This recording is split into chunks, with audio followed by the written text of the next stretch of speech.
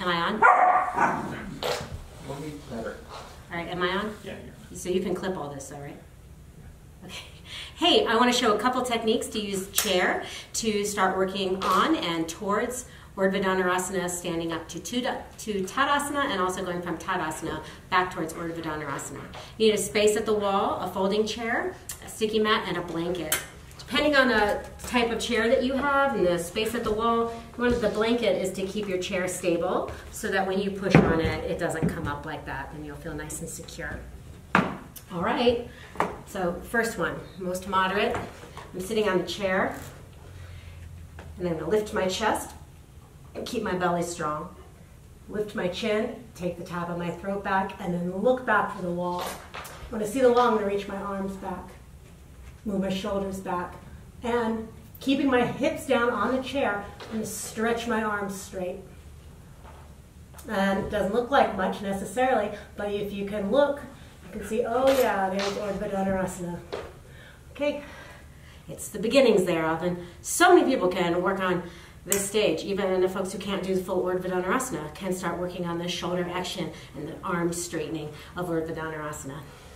Okay, so from there, next little progression you might work with is just the same preparation, strong belly, shoulders back, slight coiling action, lift your chin and look back.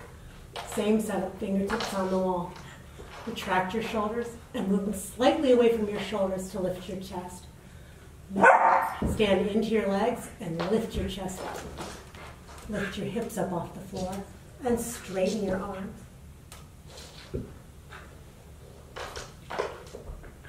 From here, take your hands off the wall and stand up. I'm going to go back in that same way, only now from standing. Big shoulders back, chin up, throat back, and take my head back and even look with my eyes over the top of my head. And keep lifting my chest and reach my hands to the wall.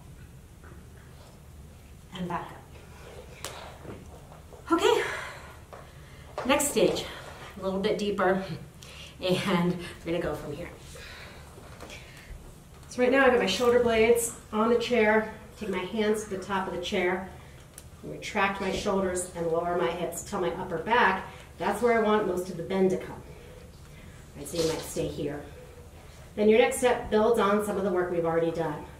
Slowly lift your hips, pressing into your feet. Push to the top of your head.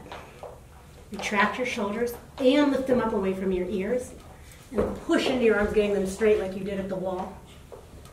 Now at this stage, many people, you can see it hopefully from the side, that the most of the bend is coming into my low back. And I don't want that. So I'm going to work my inner thighs towards one another, pull from my inner knees to my groins, and lift my hips. Then I'm going to lift my chin out of my chest, and right behind my heart, right between my two shoulder blades, I want to move my upper back into a deeper back bend so that there's less bend in my lower back, and the bend gets more spread out over the whole of my spine, makes a bigger arc. Then I can take my head back.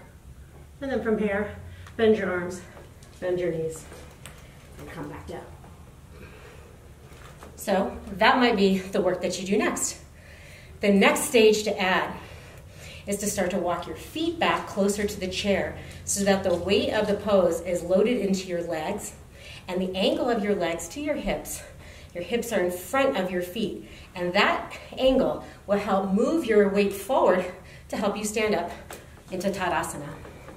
Key thing, get your weight back, get your pelvis forward, lift your chest up, and keep your head back to the very last minute. All right, this builds from the same work. Tell your upper back, things are coming. Slowly, firm your legs toward the midline of your body. Lift your hips, come to the top of your head. Work your inner thighs strongly, lift your hips up. Draw your shoulders back and lift them up away from your ears. From there, straighten your arms. And evaluate what you've got. Strong action in your outer shins and your inner thighs. Strong action right at the top of your hamstrings and your lower buttocks to extend your hips more. Then, straighten your arms. Lift your chin, and right behind your heart, move your upper back in. Get a big lift behind your heart. So next stage, if you look right now at my pose, you can see my feet are out in front of my hips, and I want to get them behind my hips. Take my head back, walk my feet back. and then straighten my arms again. Now in this position, it's a very simple thing. Straighten your legs, chest up, elbows into your sides, head up last. Tadasana.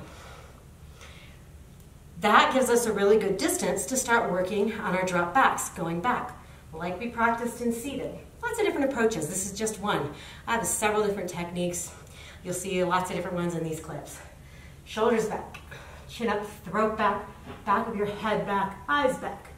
All right, those aren't the best cues. Those are just directions of movement here. Firm your legs, coil. Look back. When you see the top of your chair, pelvis forward, heels heavy, stretch your arms straight to the top of the chair. Stand into your legs. And what's great about that is we can work in that area of the pose so that our pose gets less and less of a drop back, more and more of a lower down. And you can start to do repetitions. So from the next stage, you just do several to get your back strong and get to know that this is really about being in your legs. So you're going to go from the bottom. I like working from urdhva dhanurasana standing up first because it teaches you more about your legs. How many times I'm going to say it's about your legs? Okay, come up. Hips up, shoulders back, and shoulders up away from your ears. Tone your upper back and right in your lower region of your thoracic spine, firm right at the very top of your hamstrings and your lower buttocks to extend your hip. And then straighten your arms. Work your inner thighs, your hamstrings, lift your chin, take your upper back into deeper extension, into bigger back bend. All right, you might stay here, head back, then start the journey of walking your feet back. Resist the urge to come up halfway because your chair will get skewed. You want to come up cattywampus. Straighten your legs, head back, head up. And then from here you go back. Once you see the chair, straighten your arms, stretch all the way through your sides to go down, touch, and up. Go down. Touch, and up. Touch, and up. There's a lot of different techniques out there to work on drop backs, and I want you to just observe the shape of this one from the side as opposed to where so many people work, wall walking down.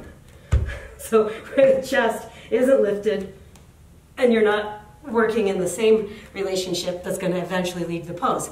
That's kind of like a wall walk, and it's kind of fun. A lot of people use it, but doesn't give you the right action. Okay, well, big key things to keep in mind is you've got to get your legs underneath you, your feet underneath you, your pelvis forward, and your chest up.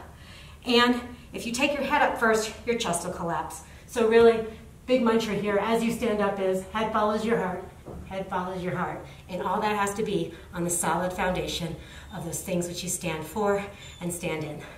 Okay, have fun with your work. Namaste.